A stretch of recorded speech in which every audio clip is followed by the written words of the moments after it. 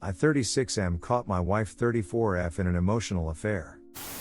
We've been having issues for well over a year stemming from communication problems. Lately we have been trying to discuss things and work it out, but it kept ending in arguments on most occasions. I also had noticed a pattern of secrecy regarding my wife's phone that had been gnawing at me. The other day I clearly saw an unknown man's name pop up on her screen, so I questioned her and she got defensive. I finally broke down and asked her to show me his text. After some hesitation she gave up and showed me. It was almost my worst nightmare, except she assures me they did not have time. The guy is a co-worker of hers. Next morning I asked if she loved him. She admitted that she did, but seemed very guilty about it. They only met a few weeks ago as he is new to her company, so that leads me to think this is total infatuation for now, not necessarily love just yet. She assured me there has been no time or physical contact of any kind. Strangely I believe this as she seemed sincere and was open about being in love. She left for work and mentioned talking when she got home. I told her I need her to stay somewhere else right now, so she is staying at a hotel for a few days. I felt bad later and told her to come home, but she said she actually thinks we need the space at the moment, but she would be home after. Meanwhile my brain is going crazy wondering if this guy is in her room right now. I know, it was a stupid thing to propose. Sent her a long email where I tried to be very considerate and understanding and tell her that we can work this out. No response yet after 7 hours. I don't want to text her because she definitely got the email. At this point I am now wondering, what if she picks him and just leaves me? What if she went straight to his bed when I told her to go? What if she doesn't come home to stay? We've been together for 16 years and I have no experience with this previously. I'm just wondering what she may be thinking. After all, she apparently loves him. I'm worried she's about to sacrifice everything for this new guy, and I don't know what normally happens in these situations. Please help. Edit. Most everyone here is right. My friends and family were right too. I've been reeling from this devastation for 48 hours waiting for a sign that this isn't really happening. I was in denial. I made excuses and was gaslit into thinking this was somehow my fault. 100% of her problems with the relationship recently have been annoyance at me asking her to do literally anything around the house. Find a decent paying job, or start driving herself around, or going to college. I've tried to boost her up and help her be a grown-up for all these years, but she has been taking it all as belittling. She has never wanted to grow up and has expected me to do everything for her, and I did it because I loved her. I was a fool. I know she's ducking him. And I know the only reason she stayed this long is because her new relationship is so new that she didn't have a solid plan to move in with him. Ken Buck says he's not as into her as she is into him and just wanted to duck. I cut her timeline for her escape plan short by discovering this. I gave her all the power by offering to reconcile even after this, so now she thinks she is coming back tomorrow to pretend to work it out so she can stay longer. She's in for a surprise when I tell her she will be packing up all of her poop instead. Everything of hers will be out of here by the end of the week. I doubt her new man is ready to move her in, as he still hasn't worked out his own wife plus 3 kids situation, so her poop may end up on the curb if she can't make arrangements. She has no car. Her family and friends are 2 states away. Maybe this will be her first lesson in cheating. I've stopped giving a duck and I'm moving on with my life. I wouldn't have her back if she begged me now. Thanks everyone for making me see clearly. Story 2. Ida for moving to a hotel because my wife's family insisted I sleep on the couch. My wife and I got married last summer. Her family lives across the country from us, so up until this point I had never actually visited them, but I had met them a handful of times and we've always gotten along fine. They invited us to come visit and stay with them for a few days and we took them up on the offer. We flew in yesterday, and everything went well. Her dad and I watched football while she caught up with her mom and sisters, and then we had a really nice dinner. But things went south at the end of the night when it was made clear that they didn't want me sharing a bed with my wife while in their home, and that they expected me to sleep on the couch. I honestly thought they were joking at first, but they insisted we sleep separately. I had a problem with the implication that I shouldn't be allowed to sleep next to my wife, and I also have a bad back and the couch did not look the least bit comfortable. They don't have a guest room. After arguing back and forth for a bit, I decided to leave and book a hotel.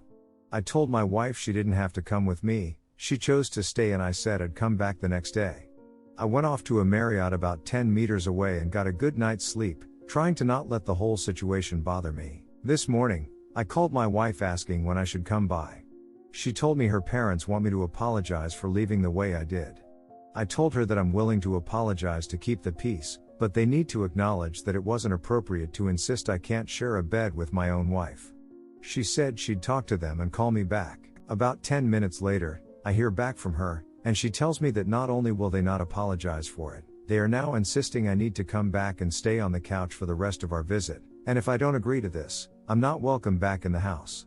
I'm pretty livid at this point. I told her that there's absolutely no chance that I will do that, and I am no longer willing to offer any sort of apology. My wife's sisters are now bothering me saying this is just the way their parents are, that my wife is very upset, and that I need to just give in and stay on the couch for the rest of the trip before this turns into some sort of family feud.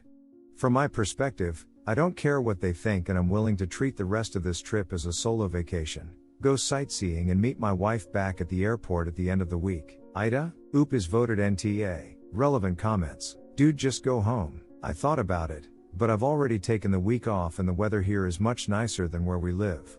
I have no problem just spending the week by myself at the beach. Is this a cultural thing or just a prude thing? We're all Americans.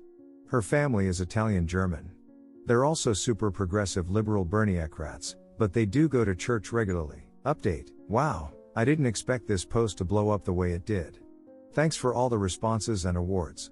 I took the advice of one of the posters here to ask my wife and her sisters to meet me for dinner apart from their parents. It was interesting to say the least. After we sat down, I leaned into them a bit about what had happened.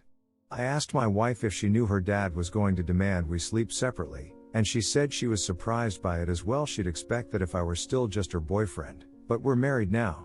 I then asked them all if they thought it was okay for their parents to act the way they did. They said it wasn't, but they know their father and it's best to just let things like this go. This led to a somewhat uncomfortable conversation about how controlling he can get, how he angers easily when he doesn't get his way, and that he was already throwing a fit over me disrespecting him by leaving. The reason they were all trying to get me to come back and apologize was because he would find some way to make them all miserable for the rest of the week if I didn't. I told my wife I was really disappointed that she wouldn't side with her husband when I was clearly in the right, and she went sort of quiet. I then asked if they thought this was even about house rules, because it seemed more like their dad was just trying to show me who was in charge. They agreed. Up to this point I had really done everything I could to not escalate this situation, but I started to get really mad that they were all so afraid of how their dad would react. I decided I needed to push back a bit. I know my wife was mainly here to spend time with her sisters who she rarely gets to see. So I told them all I was going to move to a hotel by the beach about an hour away in San Diego for the rest of the week, and I'd book a second room for them if they wanted to all join. They don't get to go on trips much, so I figured they'd be excited to get a free vacation away from their parents. They know that their dad is probably going to freak out when they leave, but I think they realized the situation had gone too far, so they decided they would come and deal with the fallout afterwards. So that's where this all stands for now. I'm about to check out of my hotel and hit the road for San Diego. My wife and her sisters are coming down in a separate car after their parents leave for work. I fully expect their dad to throw a conniption fit when he finds out they left without telling him, but I really don't care at this point. I tried to be the bigger person at every turn, but he pushed this all way too far. Thanks again to everyone for all the insight. Relevant comments. Is this homophobia? No, we're a traditional couple. We've met before and they were at our wedding. I just haven't visited them in California until now. How old are the sisters? They're 24 and 21. My wife is 29. Maybe extend the invite to your mill as well? Maybe I'll go into more details in a future update, but I've learned their mother was the one behind all of this drama to begin with. They're all enjoying some time away from both of their parents. Someone asks if the family is Latino. Their mother is. Their dad is white. From talking with the girls today, they seem to think the no sharing beds thing actually came from their mom, but the tantrum was all on their dad. One more. My wife and her sisters were nothing but apologetic all day yesterday. I told them it was water under the bridge, and now we're all enjoying SD, and I've literally never seen them so happy. Story 3. My wife is dead. The best Christmas present I could have gotten. My wife is dead. The best Christmas present I could have gotten. At the beginning of 2022, I caught my wife having an affair with one of her exes. Our marriage wasn't perfect. I was not the perfect husband, I will admit. But I did my best. I put effort into the entire 5 years we were together. I put my all into the relationship. I could not say the same. I was pushed into to confront the reality of who she truly was shortly after I caught her. She illegally evicted me from our shared home, lied to the police to try and get me arrested, tried to get me fired from my job, and tried to turn all of my friends against me. Some of these succeeded, while others did not. She has made my life a living hell since the day I asked her for the divorce and has planted her heels into the ground over our separation to try and drain all my finances and emotional strength from me. The only upside is we had no kids for her to use as weapons, but I soon found out that her policy of strict birth control with me did not extend to her suitor as he got her pregnant 5 months ago. I thought maybe this would help speed along the divorce, but it only rallied her in her efforts to destroy me. On Christmas Eve, my wife and her suitor went to a party where both of them got drunk. I find this fact terrible as all her friends knew she was pregnant as well. Her suitor drove them home, a mistake that would cost them both their lives. In the state I live in, our divorce is now considered to never have even started.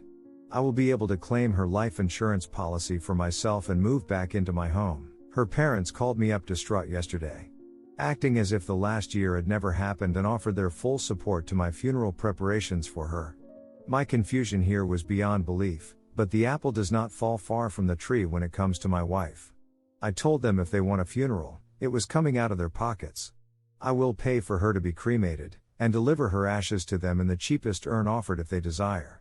They called me horribly and tried to guilt me about her life insurance, but after only 4 minutes on the phone with them, I hung up and blocked every one of her family's numbers. I'm going to be taking a few extra days off work to move back into my house over the next week. I've already made arrangements to have her stuff hauled off so my home will be an empty canvas to start my life anew. I don't know if there is a God, or if this was just karma, but I truly believe now that I have come out on the other side of the storm. Ops comments, judge me how you will. I will not argue with how my actions influence others' opinions about me. I just know that if the situation was reversed, my wife would be shopping around for a sports car with the life insurance money she collected on me. You're right. I don't like them, but they do deserve her things if they want them. I'll unblock her mom and offer to make arrangements to deliver her stuff wherever she wants. If she wants it all or only certain things, I'll eat the cost and deliver it to her. I'm already paying to have it hauled and trashed, so no point in caring where it goes. I cut those people out of my life when they turned on me due to false accusations that I had video evidence to prove wrong. If her lies being exposed in 4K are not enough to convince them, they are nothing more than anchors to be released in the sea. I will be installing cameras at the house tomorrow. The locks have already been repinned.